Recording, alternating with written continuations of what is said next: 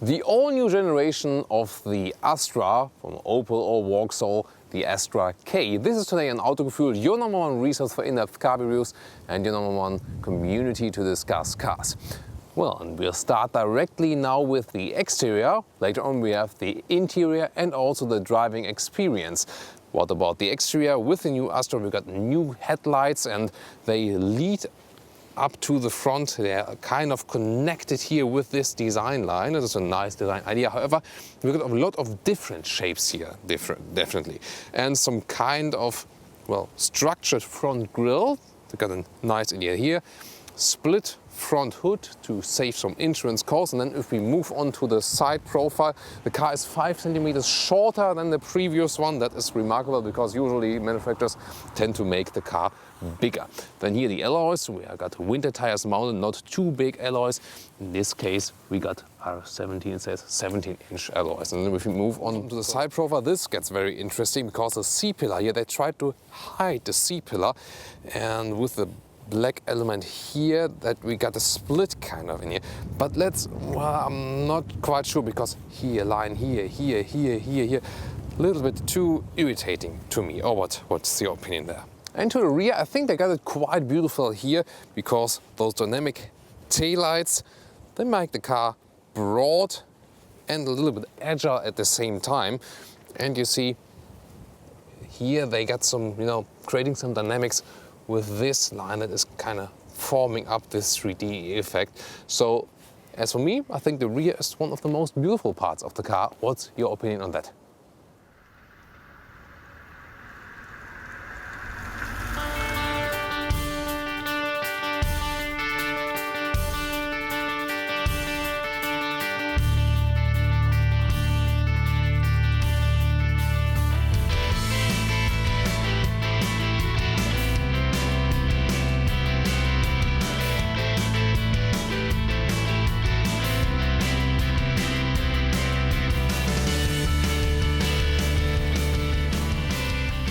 And some more important facts: with a length of 4 meters 37, as I said, 5 centimeters shorter now the car, but also lighter.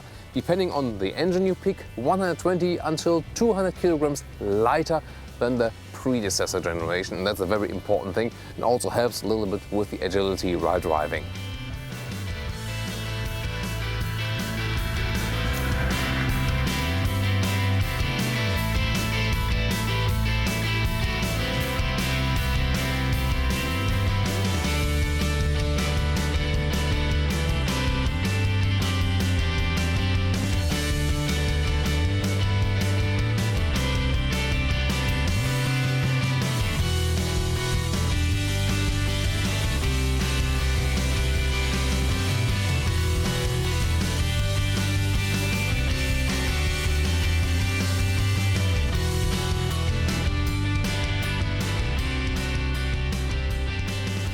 Let's get inside. The door handles are now more solid and also the closing sound of the door has been improved. And we then take a look at the new interior. It is a little bit different than the previous generation.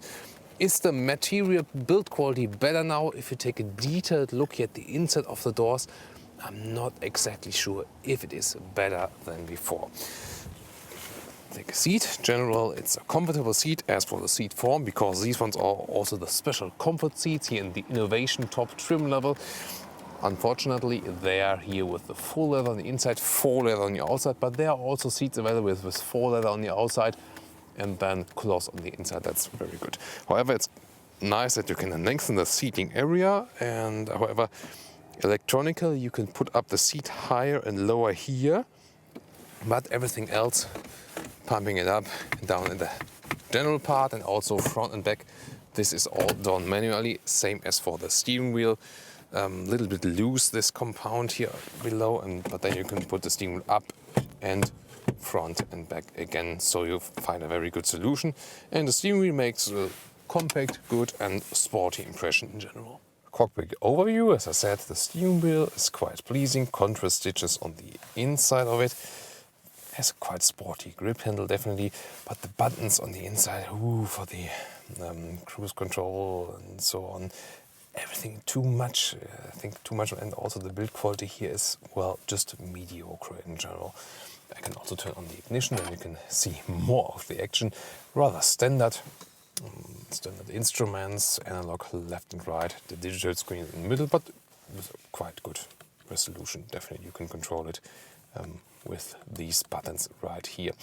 New infotainment screen, this is the biggest one with 8-inch and also quite clear display, and you see this is rather flat. Everything, this is the design scheme, everything is flattened out with that one.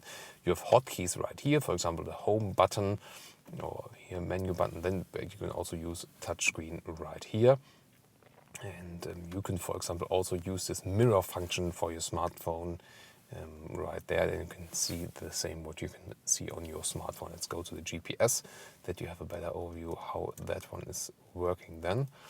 And I cannot use a smartphone. Well, can I? Well, it is actually possible. As you see, not that fast as for the reaction times. So we have also seen, well, that one is, let's see here, let's go to Cologne, for example. Cologne, that's, yeah, I got it in set to German, so I put Köln. That's the German name for Cologne. Then you should get it. Yeah, that's it. Just go to the city, and then you see how fast that worked with the GPS. Yeah, I think the just the visual stuff could be a little bit better, but in general the reaction times are quite okay. Let's go back, maybe to the settings, how we can set language. Yeah, there we also can see if something is here language to English. If something is really intuitional, then I find those things kind of fast. I'm just not sure why menu button and then home button. So the menu button doesn't say anything. Home button is good. Then you can also control it with this menu button here. So if you're, for example, driving, then it's quite good that you can just use this button here.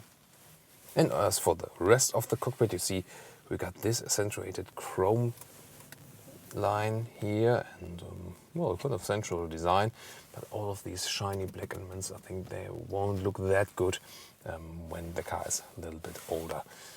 This one here is a little bit softened out. Again, everything is kind of solid, but definitely not high class. Then I've turned on the ignition, you can see the air conditioning unit. You see those buttons here, they have been cleaned up a little bit, say less buttons because more moved up into the infotainment unit. Nice that we got the temperature behind the screen here, and what is very nice for compact segment option, you can get a heated steering wheel. I love that for winter times, really. This is seat heating, 3 levels are also possible, then where the vents are coming from. Quite solid, and well, other Thomas, for example, he said that the buttons are actually quite small. They could be a little bit bigger, maybe with your big fingers, but I think it's still okay. Rather strange is that one here. Are you supposed to put a smartphone in here? But you know, with a case, it's not big enough. And then the gear shifting lever is right here. Well, quite nice design, and the gear shifting is also very good. In general, I can tell you more about it while driving. Storage spaces we can find at the inside of the doors, quite slim. Then we have this glove box sliding down smoothly as well, with some coin holders. Then this very strange spot there in the middle part, and beverage holders right there. Oh, well, lucky coin. But you know, they are not that adaptive, but quite okay. You can also close it right here. Then a small space below the armrest, and in there we find another USB port. For 12 months, by the way, every new Astra comes with Opel or Vauxhall Onstar, and that is the system that you can, for example, press the button there and then ask for the next restaurant. And let's just try it. Verbindung zu Onstar wird hergestellt. Oh, now it's sending the vehicle position. Let's see. Dieser Anruf kann zu Qualitätssicherungszwecken aufgezeichnet Okay, says that this call could be recorded.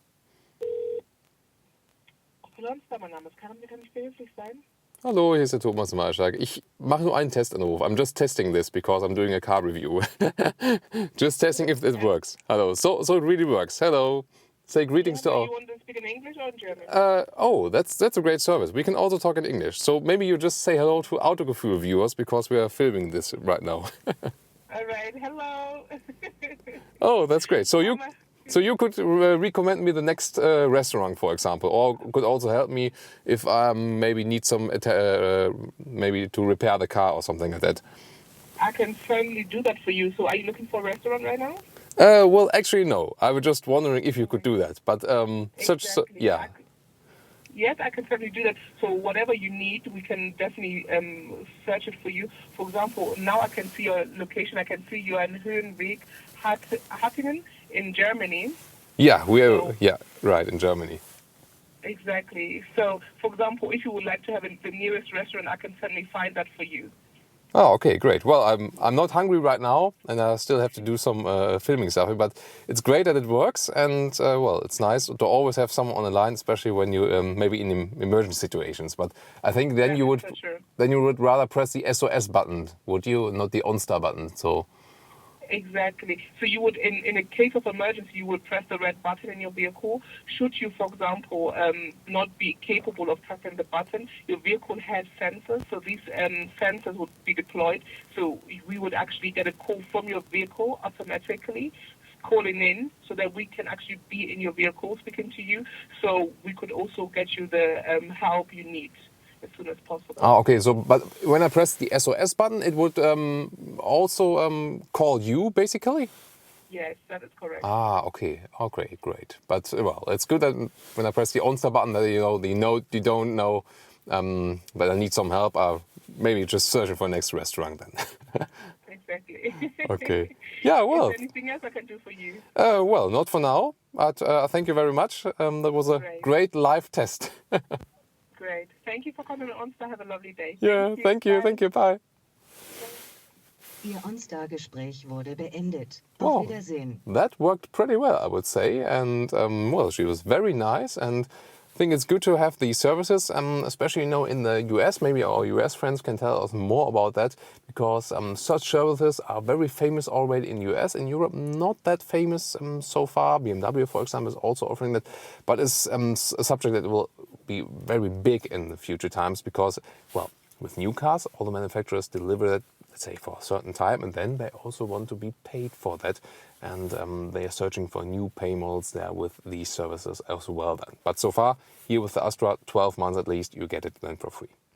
However, you have to be sure that you have the highest GPS trim here with, or you can also pick this OnStar package optionally. So with the very, very basic Astra, it is not included, just to mention that. Stepping into the rear, let's see how that plays out. Got the seats I would be driving, and there's more knee space, more space than before. Although the car is 5 centimeters shorter than the previous generation of the Astra, you have more space on the interior, and that's very good improvement. And you see, even for tall people, I mean, we're still in compact class segment, and still it's got some space in front of my knees, and from the headspace also quite okay. Actually, a lot of space here. Although I would be driving here as a seat I have here at the moment, you probably shouldn't pick the panoramic roof if you have tall people in the back here. But other than that, also the seating position isn't not leaning too far back. So in general, also for 4 adults here, very well suitable. That is well done. And some nice detail, you also have the option, not only getting USB slots here in the rear, but also seat heating in the rear. Now the trunk, you have to open it below here actually, then press the button, then it opens. And well, then the trunk actually, not too much space, but quite square. It's very well okay. You see how I can move my suitcase in here. Also big suitcase would fit. I cannot flip the seats from here, but I go just around here and then I can flip them around. And that's how it works, 1/3, 2/3 split. Now think about, you have flipped all of the seats and then want to put the front seat here very flat, and you won't do that because it's so annoying. You know, the manual function button is hidden behind the belt holder, and it's very hard to push it in the front or in the back, and it's really so annoying. You hardly ever want to do that, and not all the way in the front or all the way in the back.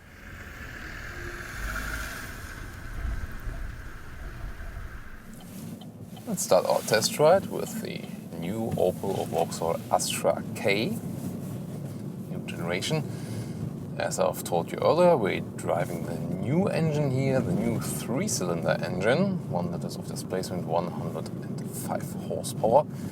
So we'll see how much power this one delivers and also how calm it is in driving. Really excited to do that. And we've been taking a static look before, but at the end of the day, it's of course also our car's driving.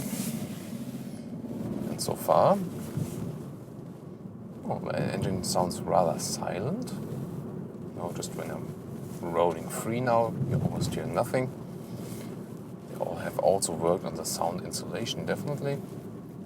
And about this whole downsizing subject, people have mixed opinions about that. You still get also 4-cylinder engines with this car here, and sometimes people say, oh well, maybe it's not that good to do that downsizing thing too much. It always depends. I'm usually not such a great fan of downsizing because quite often you don't score the real good consumption results. Here we have a consumption now of about 7 liters on 100 kilometers, and for such a small engine, well, I think it could be less. However, it's still quite okay, I would say. By the way, it's very cold now, and I have the heated steering wheel activated, and that is very pleasing while driving. And, in the compact class, you hardly get a heated steering wheel, so that's not quite frequent. So, starting here with city driving, here, when I'm turning up the RPMs, the engine, you can hear it, and then actually, and the sound, and that is surprisingly good as well. It sounds actually quite good, even some like a little bit roaring sound when you turn up the RPMs, and well, I do like that. About shifting, we got the manual shift here now, and it's very easy to put in the gears, hardly any resistance while shifting, so that is good so far as well. When I'm standing still, actually it's quite silent, also when other cars are passing me by, but we'll also take a short ride on the motorway quite soon, then we can better test the sound insulation at higher speeds. Steering. Not the most direct one, definitely not, a little bit lagging behind, but overall gives you a quite natural feeling of the car. And as for the clutch here with the manual gearbox, you don't have to get used to it. It's actually nothing special. So a standard clutch, if you're used to drive manual cars, then you will just get along with it quite fine. What is nice with the steering wheel is that we got those accentuated bits here you can very well grab onto in there. And about the overview, when I'm here looking to all of the sides, well, it is limited in the rear side part because of design line on the outside. Then the visibility, well, you're losing a little bit of that one there when I'm looking back in behind. And looking to the front, the dashboard in front of me, that looks quite plain, and that is, you see it mirrored a little bit, reflected as a passenger running around the car. You see it mirrored in the front screen, and that can be a little bit irritating if you got those annoying reflections in the front and there. So for city driving, I would say this 3-cylinder is perfectly suitable.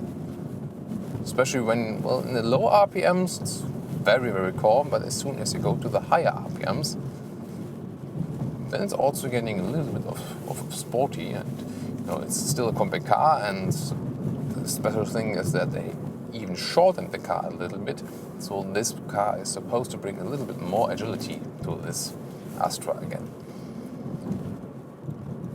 60 kilometers an hour and about 1,500 RPM, so still quite a calm result.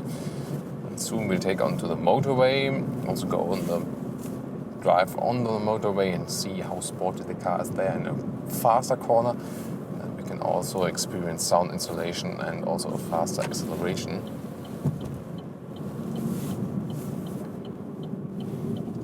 brakes. Yeah, there it is. The turning indicator sounds a little bit dull, don't you think so? So now I'm quite excited because we've experienced those ones, the very small engines with 1 liter of displacement, for example, with some Fords, and they also did quite well there. We're letting some space in the car in front of you that we can better accelerate. And we have a fast motorway corner then. So let's go. For example, let's do 30 to 60 or 70 in second gear now. Now it's coming with the higher RPMs. Fast corner now. Actually quite good. The steering wheel feels a little bit loose. Doesn't give me too much connection to the road in the corner. Now acceleration at higher speeds. Third gear, 80 kilometers to 110 starting now. That's 110. For such a small engine, not a too bad result. Why not? But you have to push it to get some results, definitely. But as the shifting is happening with quite short shifting ways and without resistance, it's also not a problem. So it's fun to shift the car. Why not? So I would have expected less of this small displacement engine, and for the power it delivers, I think quite okay. So you will get along with that one on the motorway as well. I'm quite irritated that we don't have a 6th gear here, but 5th gear is the final one. So power-wise, you can definitely go for that one. It's enough for that compact car. I just think the steering is a little bit too loose for me. It doesn't give me a very connected feeling to the car, I must say. Now about sound insulation, it has gotten a little bit louder here now. For the compact cars segment, I would say just in the middle, standard, not too good, but also not too bad, definitely. Let's do some lane switching. From the suspension, it's not a real stiff suspension, definitely not. Rather set focus on the comfort, and you maybe realize it, seen it probably in the camera, when I'm doing fast lane switches, the car gets a little bit uncalm. Doesn't feel that well controllable. So very sporty fans that should probably go for the OPC version. Then there you will have the suspension that gives you more connection to the road. This one here definitely not very well suitable for sporty maneuvers, and the car gets a little bit too shaky then. Now when I'm in the 5th gear, no acceleration is kind of happening. Then I would have to go to the 4th gear, back again, and then you can do something. But above 100 kilometers an hour, really not very well results for more acceleration. So motorway overtaking maneuvers with this engine, not that well possible. But if you use this car predominantly in the city, you'll be just fine with it, I'm pretty sure. In the corner. Yeah. That's it so far for the driving experience. We can also test some assistance system, maybe.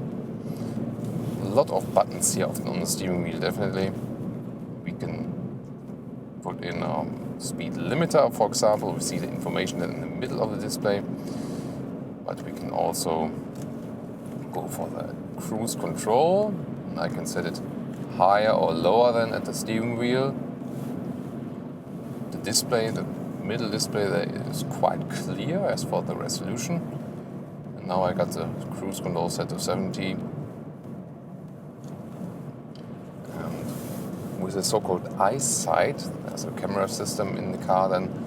And then we can also activate the lane warning system. Let's see if that works. I've activated it now. If I get a little bit sideways now to the lane. There nothing happened. Maybe to the right side. Still nothing. I'm not quite sure. I got it activated, but there you see that some of those systems are not always working properly, obviously.